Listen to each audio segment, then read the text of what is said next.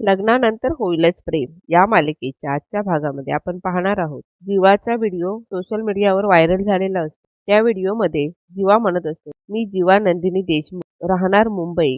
माझं लग्न झालंय, पण माझी बायको माझ्यासोबत नाही आहे. दुसरीकडे पियू सुद्धा पार्थला तो व्हिडिओ दाखवत जीवा पुढे म्हणत असतो, 16 डिसेंबरची व्हायरल क्लिप तुम्ही सगळ्यांनीच पाहिली आहे. त्यामुळे माझी बायको माझ्यासोबत का नाही हे तुम्हाला मी वेगळं सांगायची काहीही गरज नाहीये. माझी बायको, माझी चकाचक बाई माझ्यावर रुसली, चिडली आणि माहेरी निघून आली. काय आहे ना, घरातली मोठी माणसं असं म्हणतात की नवरा बायको मधलं भांडण, हेवे दावे, रुसवे फुगवे हे घरच्या चार भिंतींच्या आत व्हायला हवे. परंतु 16 डिसेंबरला जे काही घडलं ते आम्हाला कुणालाही अपेक्षित नव्हतं. पण ते आता घडून गेलं. आमचं लग्नाआधीचं प्रेम जगासमोर आलं. पण याच दरम्यान लग्नानंतर आमच्यामध्ये जे प्रेम खुललं त्याला फक्त आमच्या घरातले साक्षीदार आहेत. ते प्रेम आम्ही तुमच्यापर्यंत पोहोचवण्याच्या आधीच आमच्यात एक मिठाचा खडा पडला. हे सगळं नंदिनी बघत असते आणि तोच खडा आज मी तुमच्या साक्षीने काढायचा ठरवलाय आणि त्याची सुरुवात मी आजपासूनच केली आहे आणि त्यासाठी मी माझ्या बायकोच्या घराबाहेर राहायचं ठरवलंय. त्यानंतर जीवा नंदिनीचं घर दाखवत म्हणत असतो, तुम्ही माझ्या बायकोचं घर बघू शकता. नंदिनी इकडे डोक्याला हात लावत असते. जेव्हा म्हणत असतो, पुढच्या 21 दिवसात मी माझ्या बायकोला मनवायचं मनावर घेतलंय. मी व्रत घेतलंय पुढच्या 21 दिवसांचं. हे ऐकून काव्य हसत असते. नंदिनी मात्र रागानेच फोन कट करते आणि म्हणत असते, हा सगळा काय वेडेपणा आहे. पसारा घालण्याची सवय मोडण्यासाठी कधी 21 दिवसांचं व्रत करावं असं नाही वाटलं. नको ते करायला सुचतंय. रम्या आणि वसु मात्र इकडे हसत असतात. जीवा पुढे म्हणत असतो, असं म्हणतात 21 दिवस पुरेसे असतात एखाद्याची सवय लागायला किंवा सवय सुटायला सुद्धा. परंतु या पसारेवाल्याला चकाचक बाईची लागलेली सवय अजिबात सुटणार नाहीये. त्यामुळे पुढच्या 21 दिवसात मी हे व्रत पूर्ण करणार म्हणजे करणारच. कारण माझ्या आई म्हणते, घेतलेलं व्रत तोडू नको आणि बायकोचा हात सोडू नको. दुसरीकडे मानिनी हे ऐकून म्हणत असते, मी कधी असं म्हणाले होते. शहाणाच आहे हा. आईच्या नावाखाली स्वतःच्या पोळ्या भाजतोय. पुढे जीवा म्हणत असतो, आणि माझ्या बायकोचा हात मिळवण्यासाठी मला तुमच्या सगळ्यांच्या हाताची गरज लागणार आहे. असं म्हणतात प्रेमात आणि सोशल मीडियात प्रचंड ताकद आहे आणि म्हणूनच हा माझा पहिला ब्लॉग आहे. Day 1 as Jeeva in Mohite's house. आजपासून पुढे 21 दिवस तुम्ही माझा हा प्रवास बघाल. पिहू इकडे पार्थला म्हणत असते, 21 दिवस इंटरेस्टिंग आहे ना पार्थ दादा. जीवा दादा किती करतोय नंदिनी वहिनीसाठी. पुढे जीवा म्हणत असतो, आणि गाईज मला त्यासाठी तुम्हा सगळ्यांच्या हेल्पची गरज आहे. त्यामुळे मी तुम्हाला सगळ्यांना मनापासून रिक्वेस्ट करतोय, प्लीज माझा हा ब्लॉग लाईक करा, शेअर करा, सबस्क्राईब करा. वसु आता इकडे म्हणत असते, कमेंट्स तर आपण करणारच नाही का. रम्या म्हणत असते, निगेटिव्ह कमेंट्स करूया. वसु आता म्हणते, खरं आहे रम्या, पण आता एक खूप मोठा प्रॉब्लेम झालाय. रम्या म्हणते, कसला. वसु आता म्हणत असते, अगं कितीतरी फेक अकाउंट तयार करावे लागतील. रम्या लगेच वसु आत्याच्या हातामध्ये मोबाईल देते आणि हे घे मग असं म्हणते आणि त्या दोघीही हसत असतात. जीवा म्हणत असतो, आणि हा हॅशटॅग नंदिनी ये ना असं लिहून माझ्या बायकोला म्हणजेच नंदिनी देशमुखला टॅग करायला विसरू नका असं म्हणून जीवा तेथेच थांबतो. जीवा रिक्षामध्ये बसलेला असतो. नंदिनी पडद्यामागून जीवाला बघत असते.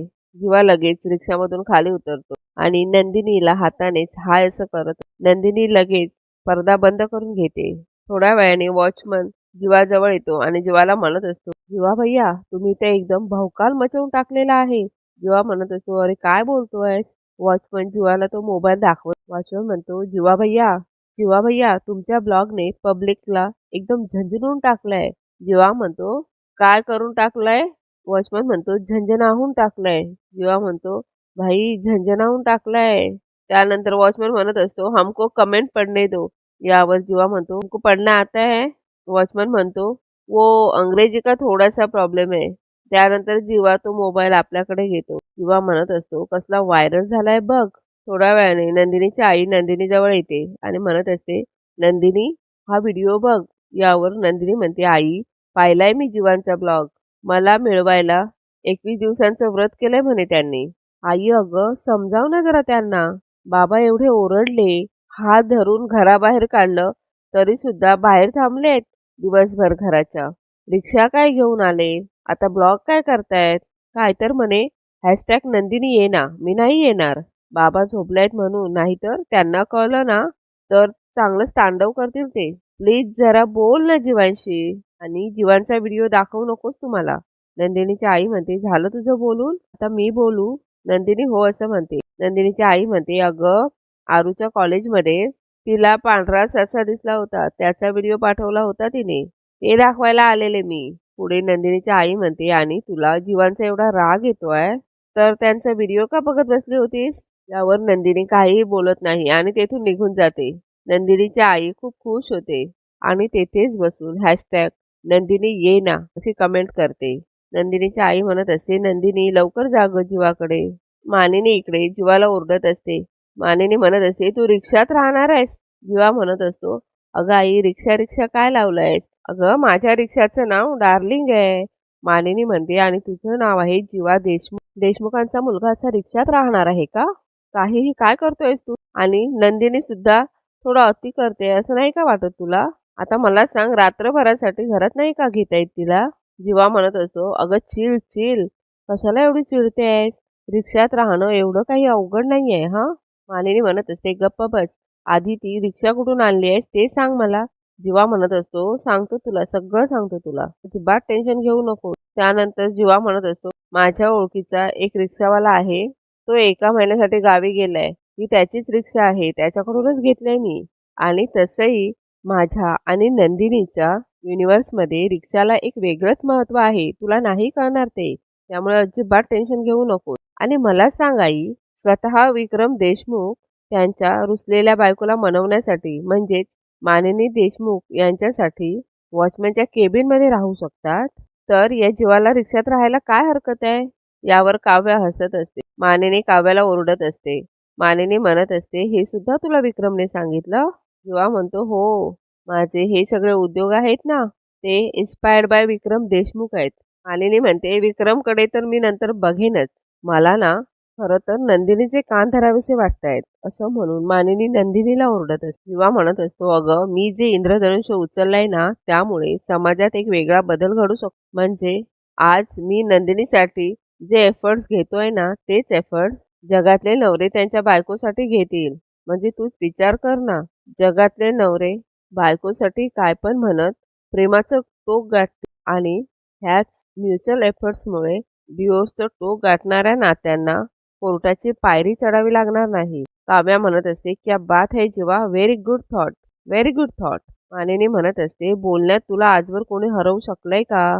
त्यानंतर जीवा म्हणत असतो, आई तू नंदिनीवर चिडू नकोस. आहे ना, ती माझ्यावर चिडली आहे, पण तिला माझी काळजीही तितकीच आहे. त्यामुळे प्लीज. मानिनी म्हणते, हो हे मलाही मान्य आहे, कारण नंदिनीला तुझी काळजी वाटणारच, आणि हे खरंच मान्य आहे मला. काव्या इकडे मानिनीला समजवत असते, ऐका, नका टेन्शन घेऊ. सगळं अगदी छान होणार आहे. मला पार देशमुख मिळणार आहेत आणि जीवाला नंदिनी ताई. मानिनी म्हणत असते, खरंच असं होईल ना? काव्या 2 बोटं मानिनीकडे करते आणि एक बोट चूज करायला सांगते. मानिनी एक बोट पकडते. काव्या लगेच खुश होते आणि म्हणते, आमचं मिशन सक्सेसफुल होणार. जीवा नंदिनी ताईला जिंकणार आणि मी पार देशमुखांना परत मिळवणार. असं म्हणून काव्या मानिनीला मिठी मारते. हे सगळं पार्थ लांबूनच ऐकत असतो. नंदिनी इकडे जेवणाचं ताट भरत असते. एवढ्यात येथे नंदिनीची आई येते आणि ती म्हणत असते, हे काय ग, पुन्हा कुकर लावलास तू? घरातले सगळेजण तर जेवून झालेत. नंदिनी ते ताट आपल्या आईच्या हातामध्ये देते आणि म्हणते, आई जा, हे ताट बाहेर नेऊन दे. नंदिनीची आई विचारत असते, बाहेर कुणाला? नंदिनी म्हणते, जो बाहेर आहे त्याला. नंदिनीची आई म्हणते, अगं त्या वॉचमॅनला येऊन 1 दिवस नाही झालाय. तुला एवढी काळजी वाटते त्याची? नंदिनी लगेच म्हणते, वॉचमॅनसाठी नाही, जीवांसाठी आहे. नंदिनीची आई म्हणते, चला तुझ्याच तोंडून आलं ना ते बरं झालं. आणि नसतं आलं तरी कळलं होतं मला. कधी कधी माणसाचे डोळे खूप पारदर्शक होतात. जे मनात असतं ना ते आरपार दाखवतात. तुझे डोळे तुझं ऐकत नाही नंदिनी. मनातली काळजी भरून आली आहे डोळ्यात. नंदिनी लगेच आपले डोळे पुसत असते. त्यानंतर नंदिनीची आई विचारत असते, निघू मी? नवऱ्याला काही निरोप? यावर नंदिनी म्हणते, काही निरोप नाहीये, तू जा बरं. त्यानंतर नंदिनी म्हणते, त्यांना म्हणावं, लगेच हात खुपसू नका जेवणात. भात गरम आहे, हात भाजेल उगाच.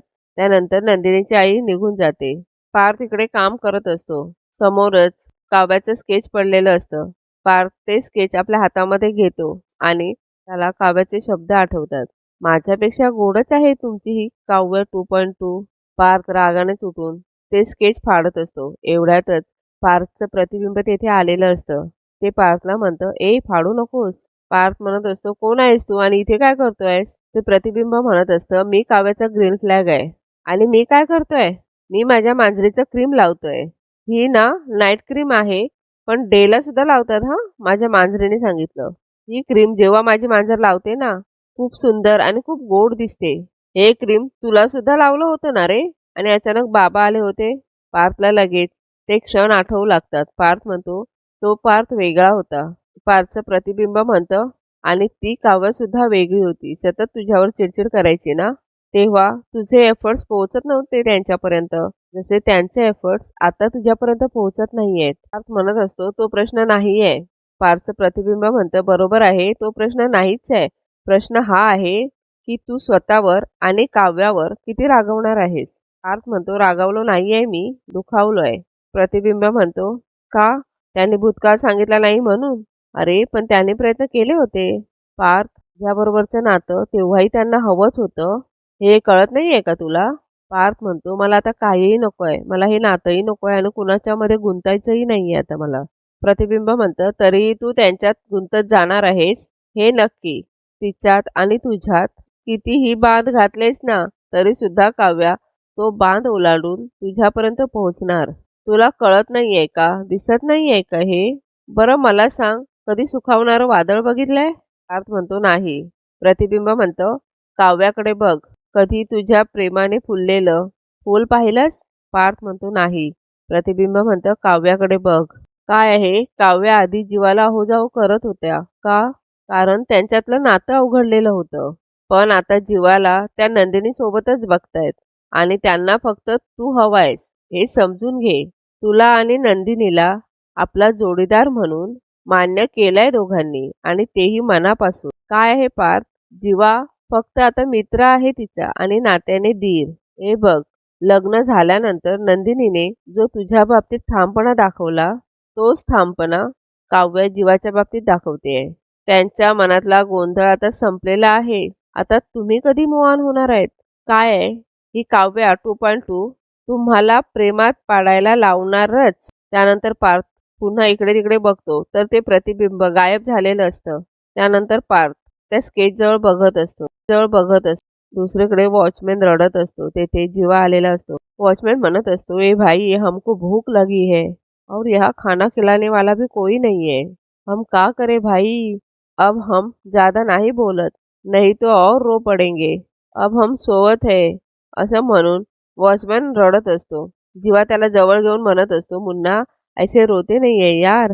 वॉचमन लगेच म्हणतो, जीवा भैया, माझी ती पिंकी आहे ना, त्याला माझा हा व्हिडिओ बघून माझ्यासाठी बुरा लागायला हवं, म्हणून मी हा व्हिडिओ बनवला. जीवा म्हणतो, काय? एक मिनिट, म्हणजे तू उपाशी नाहीयेस? तू नाटक करतोयस? वॉचमन हो असं म्हणतो. वॉचमन म्हणतो, माझा पेट तर कधीचा भरलेला आहे. ते मी संध्याकाळीला भेळ खाल्ला होता. जीवा म्हणतो, ठीक आहे रे, तुझ्या जेवणाचं झालंय, पण माझ्या जेवणाचं काय?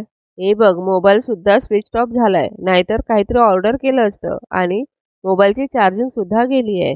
आणि मोबाईल चार्जिंग करण्याची इथे काही सोय नाहीये. काय करू आता जेवणाचं? जीवाच्या डोळ्यामध्ये पाणी आलेलं असतं. एवढ्यातच नंदिनीची आई जेवणाचं ताट घेऊन खाली येते. नंदिनी इकडे पडद्यामागून बघत असते. नंदिनीची आई जीवाला म्हणते, वरण भात खाणार? जीवा लगेच नंदिनीच्या आईजवळ बघू लागतो. या मालिकेच्या पुढील भागामध्ये आपण पाहणार आहोत, जीवा गरम गरम वरण भातामध्ये हात टाकतो आणि जोरानेच ओरडत असतो. नंदिनीची आई म्हणते, नंदिनी म्हणालीच होती त्यांना म्हणावं, एकदम हात घालू नका, हात भाजेल. जीवा म्हणतो, ती खरंच असं म्हणाली? नंदिनीची आई म्हणते, हो. नंदिनी इकडे पडदा बाजूला करून जीवाला बघत असते. नंदिनीची आई म्हणत असते, तिला काळजी आहे हो तुमची. आता सुद्धा बाल्कनीतून बघत असेल बघा. जीवा लगेच बाल्कनीजवळ बघतो तर नंदिनी बाल्कनीमधून जीवाला बघत असते. दुसरीकडे काव्या तिने आणलेल्या त्या बोक्याबरोबर बोलत असते. काव्या म्हणत असते, आता तू आणि मी एकत्रच असणार आहोत बोक्या. गुड नाईट असं जोरानेच काव्या म्हणते.